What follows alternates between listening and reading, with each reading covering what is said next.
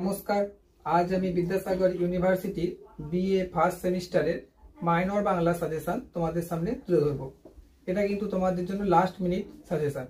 তার আগে তোমাদের বলবো যে তোমরা একটু ভালো করে কথাগুলো একটু শুনে নেবে যে মেজর বাংলা সিলেবাস এবং মাইনর বাংলা সিলেবাস এক, কিন্তু মেজর বাংলার পরীক্ষা আলাদা ডেটে হবে এবং মাইনর বাংলার পরীক্ষা আলাদা ডেটে হবে। তাই আমার মনে হয় মেজর বাংলার ছাত্রছাত্রীরা major Bangla last minute suggestion follow করবে, আর মাইনর বাংলার ছাত্রছাত্রীরা মাইনর বাংলার এই লাস্ট মিনিট সাজেশনটি ফলো করবে।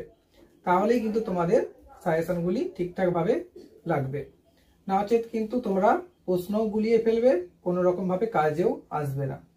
আর একটি কথা বলছি, মাইনর বাংলা এবং মেজর বাংলা সিলেবাস যেহেতু এক, তাই তোমাদের প্রত্যেককেই বলবো যে শর্ট প্রশ্নগুলো মানে ছোট প্রশ্নের যে উত্তর সমেত ভিডিওগুলো আমি আগে আপলোড করে রেখেছি সেগুলো তোমরাও ফলো করবে, কারণ ওই প্রশ্নগুলো কিন্তু সর্বকালের জন্য, মানে ওই টপিক অনুযায়ী প্রত্যেকটি প্রশ্ন কিন্তু খুব গুরুত্বপূর্ণ। অতএব ওইগুলোর মধ্যে যেগুলো পড়ে গেছে সেইগুলো বাদ দিয়ে বাকিগুলো তোমরা পড়বে, আশা রাখছি কমন চলে আসবে।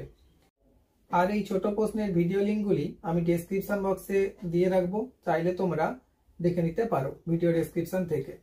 আর আরো একটি কথা তোমাদের বলবো যে এই মাইনর বাংলার যে সাজেশনটি আমি তুলে ধরছি লাস্ট মিনিট সাজেশনটি, এখানে কিন্তু মাত্র 10-12টি প্রশ্ন থাকবে যেগুলি খুব গুরুত্বপূর্ণ। এর মধ্যেই পরীক্ষাতে হয়তো অনেক প্রশ্ন চলে আসবে, কিন্তু যারা খুব ভালো ছাত্রছাত্রী তাদেরকে বলে রাখবো তোমরা প্রয়োজনে একবার টপিক অনুযায়ী মাইনর বাংলা থেকে যে সাজেশনগুলি দেওয়া হয়েছে সেগুলি তোমরা একবার দেখে নেবে, এবং সেই ভিডিওর লিঙ্কও আমি এই ভিডিওর ডেসক্রিপশন বক্সে দিয়ে রাখবো। চলো এইবার আমরা দেখে নিই যে এখান থেকে কি কি প্রশ্ন পড়তে হবে। এইবার দেখো মাইনর বাংলা থেকে কোন কোন প্রশ্নগুলি খুব গুরুত্বপূর্ণ।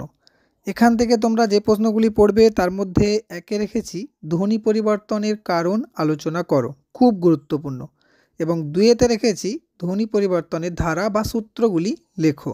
আশা রাখছি এই দুটো প্রশ্নের মধ্যে পরীক্ষাতে তোমরা একটি প্রশ্ন অবশ্যই দেখতে পাবে। আর বিশেষ করে ধ্বনি পরিবর্তনের সূত্র থেকে স্বরভক্তি কিন্তু অবশ্যই ভালো করে দেখবে। কেন বলছি, যদি পরীক্ষাতে ধ্বনি পরিবর্তনের কারণ বড় প্রশ্ন হিসাবে আসে তাহলে কিন্তু ধ্বনি পরিবর্তনের ধারা বা সূত্র থেকে স্বরভক্তি কিন্তু খুব গুরুত্বপূর্ণ, সেটা কিন্তু 5 নম্বরের জন্য চলে আসতে পারে। 3-এতে রাখছি ব্যঞ্জনধ্বনির বিজ্ঞানসম্মত শ্রেণীবিভাগ আলোচনা করো। যদি এই প্রশ্নটি 10 নম্বরের জন্য আসে তাহলে অবশ্যই সেখানে উচ্চারণের স্থান অনুযায়ী ব্যঞ্জনধ্বনির শ্রেণীবিভাগ লিখতে হবে এবং উচ্চারণের প্রকৃতি অনুযায়ী ব্যঞ্জনধ্বনির শ্রেণীবিভাগ লিখতে হবে। কিন্তু উচ্চারণের স্থান অনুযায়ী ব্যঞ্জনধ্বনির শ্রেণীবিভাগ আগে পড়ে গেলেও একসাথে এই প্রশ্নটি কিন্তু আসতে পারে। আর যদি 5-এ আসে তাহলে অবশ্যই বলবো উচ্চারণের প্রকৃতি অনুযায়ী ব্যঞ্জনধ্বনির যে শ্রেণীবিভাগটি রয়েছে সেটি তোমরা খুব ভালো করে দেখে রাখবে। 4-এতে রাখছি উচ্চারণের প্রকৃতি অনুযায়ী স্বরধ্বনির শ্রেণীবিভাগ লেখো। এই যে 3 আর 4 দুটি প্রশ্ন বলছি, এই দুটি প্রশ্নের মধ্যেও তোমরা পরীক্ষাতে একটি প্রশ্ন অবশ্যই কমন পাবে। 5-এতে রাখছি বঙ্গালী, বরেন্দ্রী এবং ঝাড়খণ্ডী উপভাষার প্রচলিত অঞ্চল সমেত ভাষাতাত্ত্বিক বৈশিষ্ট্য লেখো। এই প্রশ্নটি তোমরা খুব ভালো করে পড়ে রাখবে। এখান থেকে একটি 5 নম্বরের জন্য আসতে পারে বা দুটি আসলে কিন্তু 5+5 হয়ে 10-এও আসতে পারে। তবে বঙ্গালী, বরেন্দ্রী এবং ঝাড়খণ্ডী এই 3টে উপভাষার মধ্য থেকে একটা কিন্তু অবশ্যই আসবে। এইবার আসি 6 নম্বর প্রশ্নে। তার আগে আমি তোমাদের বলবো তোমাদের মধ্যে যারা যারা ভিডিওটি দেখছো তারা অবশ্যই চ্যানেলটি সাবস্ক্রাইব করে ভিডিওটি লাইক করে বন্ধুদের মধ্যে শেয়ার করে দিও। প্রয়োজনে তোমরা টেলিগ্রাম চ্যানেলে জয়েন হয়ে থাকতে পারো, কারণ পরীক্ষার সময় যদি আমি কিছু প্রশ্নের পরিবর্তন করি সেই তথ্য আমি অবশ্যই টেলিগ্রাম চ্যানেলে শেয়ার করে দেব, আর এই টেলিগ্রাম চ্যানেলের লিঙ্ক তোমরা ডেসক্রিপশন বক্সে পেয়ে যাবে। এবার দেখো 6-এতে কি রেখেছি। 6-এতে রাখছি শব্দভাণ্ডারের আগন্তুক শব্দগুলি সম্পর্কে আলোচনা করো। এই প্রশ্নটাও কিন্তু খুব গুরুত্বপূর্ণ। তাই তোমাদের বলবো 5 এবং 6 এই দুটি দাগের প্রশ্ন তোমরা যদি খুব ভালো করে পড়ে রাখো তাহলে এই দুটোর মধ্যেও 100% একটা প্রশ্ন তোমরা কমন পাবে।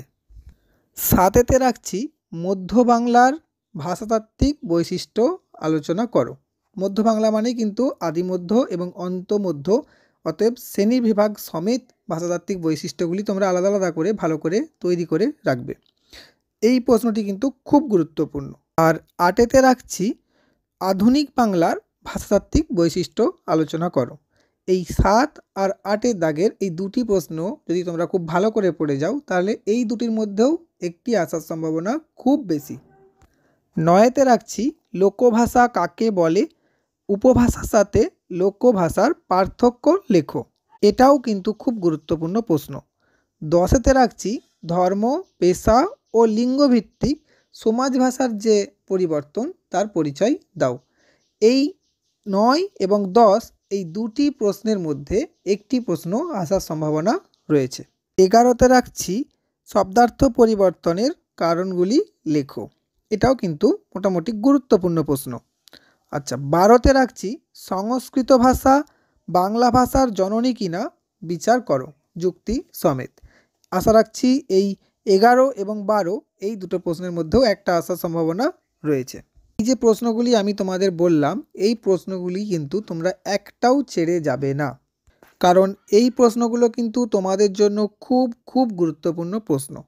আর আমাদের চ্যানেলে যদি এই ধরনের আরও অন্যান্য ভিডিও তোমরা পেতে চাও তাহলে অবশ্যই চ্যানেলটি সাবস্ক্রাইব করে বেল আইকনটি ক্লিক করে রাখতে পারো, যাতে খুব তাড়াতাড়ি নোটিফিকেশান পেয়ে যাও। ধন্যবাদ।